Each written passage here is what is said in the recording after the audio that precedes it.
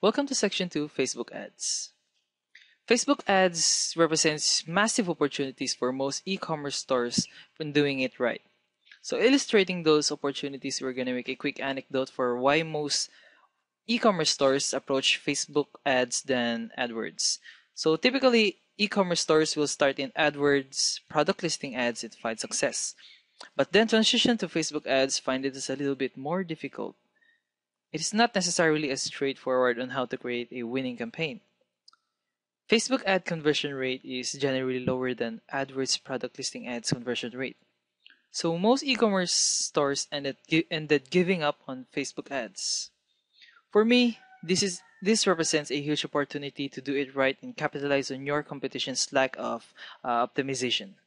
Because in terms of discovery, meaning introducing a new product to a target market, Facebook dominates AdWords. For example, that you have in product and your audience needs, but you're not actively looking for it, then Facebook is the right channel for you.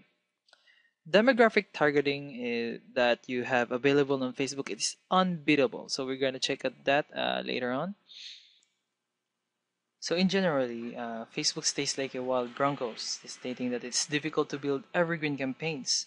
So these evergreen campaigns is campaigns that are run on opportunities by months and months, years and years, and expecting the same similar results or performance. To think about it, in AdWords, if you launch a campaign, your product list ads, and there are people searching in January, February, and so forth in that month, in that product, there's going to be new searches for that month, for every month on these products, typically. So you're constantly getting a brand new set of searches every single month on AdWords. Where in Facebook ads, if you came up with 50,000 audience in that year, you will end up showing your ad to every single person several times on that list. So nuance over Facebook ads. So that is basically nuance over Facebook ads. And cost per clicks is usually lower than AdWords for all of these reasons. So the biggest opportunity of Facebook is demographic information. The fact is, Facebook knows more about us than we probably know of ourselves. It has a huge database on purchase behavior, hobbies, interests, views, and so on. If you take a look on the right side of the screen, you can see the Facebook calling this audience I created very specific. People who live in the United States, 20 to 35, female, speaks English, and who likes running.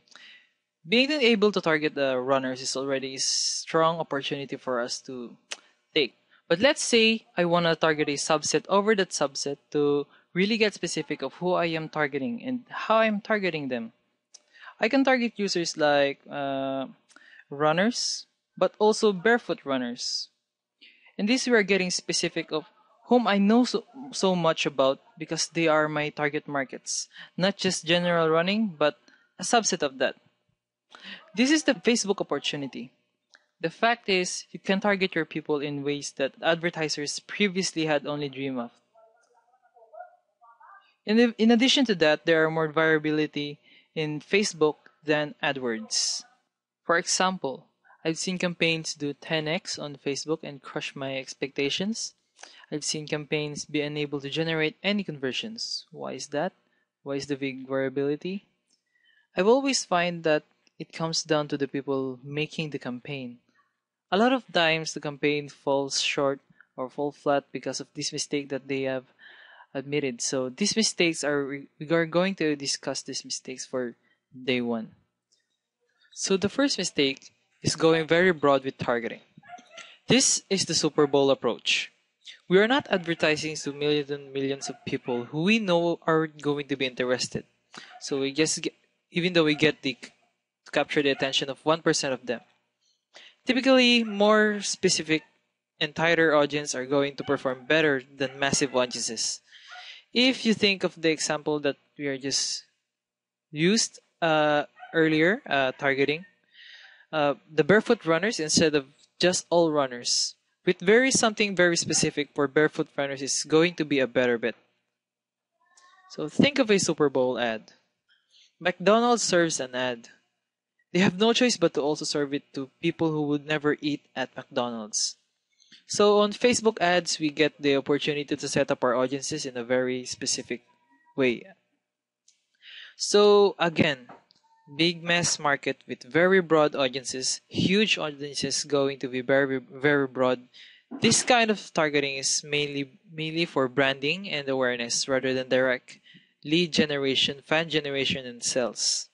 So that's mistake number one. Don't go too broad. So the second mistake is the need to buy on Facebook. So the second mistake is the need to buy on Facebook. First is the search advertising. We know that the person is looking for because they will search on Google. We will know the intent of their search. So how about Facebook? We don't really know their intent.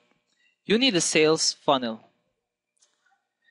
You need this sales funnel to take people who are casually on the market to turn into buyers. In 2011 studies, Facebook users are looking for a way to fit in self-presentation, but not necessarily to shop.